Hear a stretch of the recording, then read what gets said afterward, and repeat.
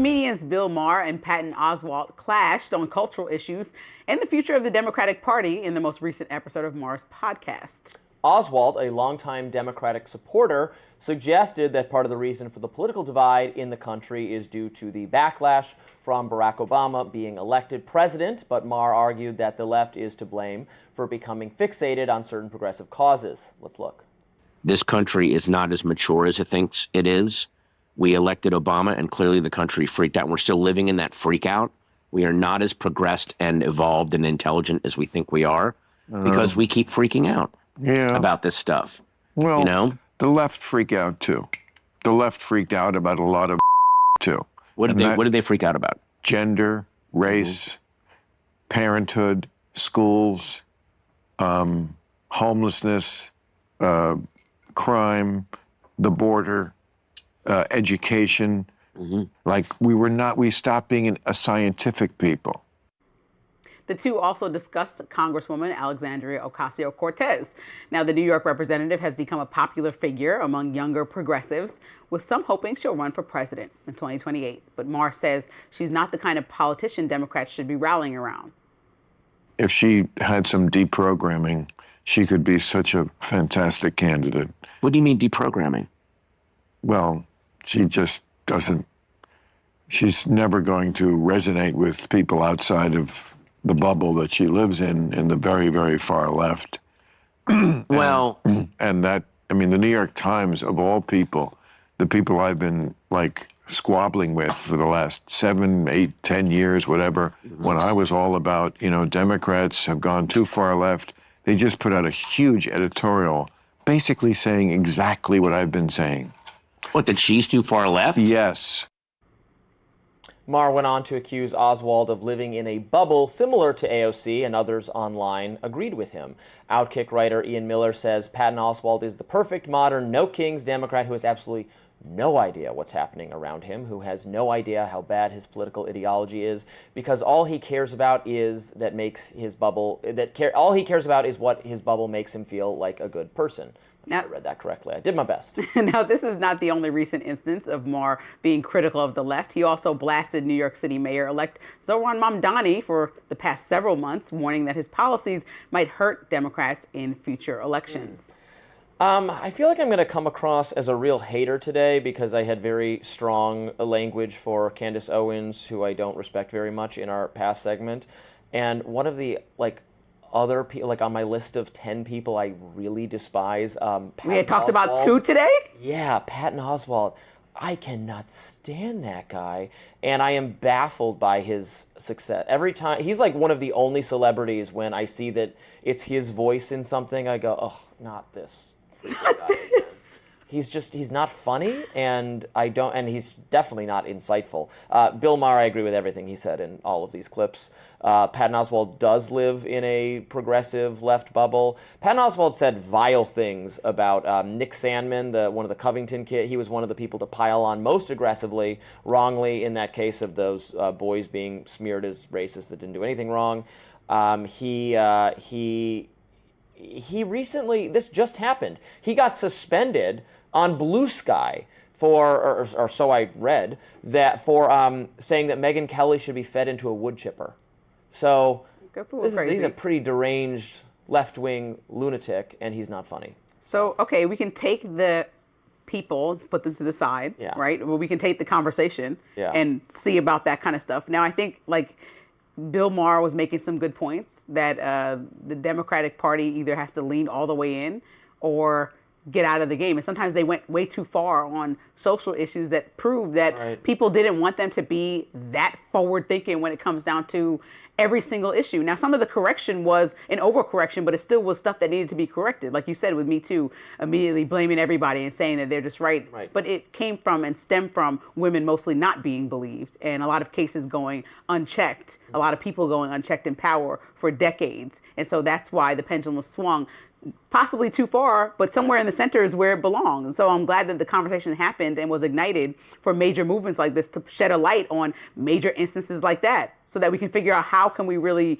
manage cases like this in our society, where we give women the safe space to feel like they could speak out about this without being criticized and demonized, and and burdened with some unlimited amount of evidence when they can just tell you the truth and their story can be believed and looked into by police and other people. Well, it can be looked into. Yes, I didn't say they need to be free from criticism. No one is free from criticism. No, but women, if you have a young daughter like I do, you want her to feel safe to even bring it up to a police officer and file the police report. But if she's not to be believed because of our patriarchal society that we usually send young girls home, take the police report, and don't even look into the person, well, then we need to make sure that that's corrected. And so even if it got overcorrected, I'm happy that the conversation was on the forefront to bring us back to center and figure out what... Most people who take the step of actually filing a police report or contacting the police about something, because lying to the police is a crime, most people who take that step, there's a presumption that they're probably telling the truth. It is more reasonable in that case to presume that there's some underlying truth to the matter.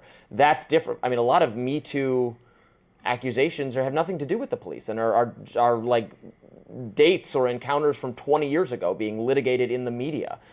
How am I to process what happened, with Brett Kavanaugh or with Joe Biden himself? Joe Biden was accused of sexually assaulting a woman in the 80s or 90s, and people just kind of threw that one away, which I understand, because how am I supposed to know? It happened years and years ago. But for some reason, that one got tossed out, but then we make a federal case out of what again, a woman said happened to her with Brett Kavanaugh, and just as many decades ago, and how am I to know? How it was not reported to the police? What can we do?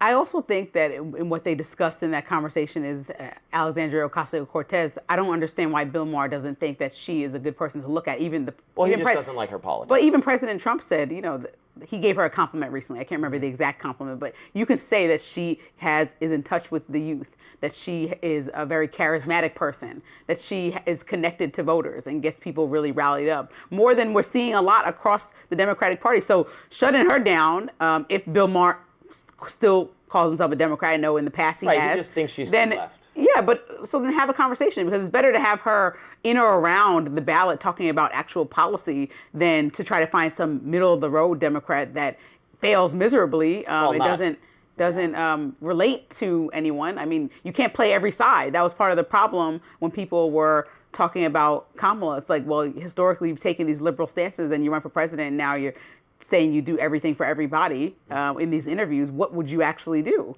So that, and part of why President Trump won is because he just firmly was taking stances about what he would do, whether he followed through with them or not. He was taking dramatic stances, even if they align with historical Republican Party or not. He was taking stances, and that's what Alexandria Ocasio-Cortez does. So I think allowing that space for somebody, that's what Mamdani did, and that's why he won. Whether you agree with it or not, it's just taking these firm, bold stances that has been pushing people over the edge. I think. But Mamdani backpedaled from his most toxic stances, including that we should defund the police, which he tweeted over and over and over. You won't get over it. Well, it's a crazy idea. Okay, but we broke down what this means. We talked about the yes, Robbie. We said I'm not doing it again. Go back to any conversations that Robbie and I had about defund the police. What it says. Well, and in this conversation Bill Maher's having with Patton Oswalt, he mentions how California was like trying to abolish the concept of gender, and Patton Oswalt's like, "What are you talking about? That never happened." And Bill Maher was like, yeah, it did. They wanted to have it so that on the birth certificate, it doesn't say, when you're born, it doesn't say if you're a boy or a girl. That's something to be decided later. And Patton Oswalt just had no awareness of that because he's, a blue sky liberal progressive who is not aware how insane the woke extremes seem to the rest of us. For somebody trying to create a space where kids aren't committing suicide, and scientific consensus supports that gender dysphoria is a real medical condition, and there's several ongoing conversations about this. I think that is better than losing lives. Boy or girl no, I think if there's a way to avoid losing lives of kids committing suicide, we should explore it. And so that's what I'm telling you. And I think if Democrats were the first party to the concept of gender is, I think that would be an extreme answer to a I would love to hear. So instead of criticizing people that are just existing as transgender people, put policies forward that you think would make more sense. You can't ban people from feeling a way or exploring their lifestyle. Tell me what this policy is then. If you don't like the way the Democrats went about it, what is the adequate way to make sure that... Because there is a tiny, tiny sliver of the population that does not fit neatly into the category man and woman. They exist, and I'm fine with making whatever accommodations for them. I'm not saying not accommodations, but to presume that that is the default, that we're just all amorphous blobs that take form later in life, is not true. The vast 99.999% of babies that are born are boys or girls, males or females, and you can assume that and write it on the birth certificate. Not harming anyone to do that would be my answer. And I think if you change your mind a lot later, if you fall into that 0.01% of the population, fine by me to change it. I'm not I'm not saying transgender people don't exist. I'm saying a policy of accommodating that small number of people that also undoes gender for the vast majority of people who are slotted perfectly evenly into it the way it was, have no problem with the system, would be absurd, I think. We're going to keep talking about this, I'm sure, endlessly. Lots more to come on Rising. Please stay with us.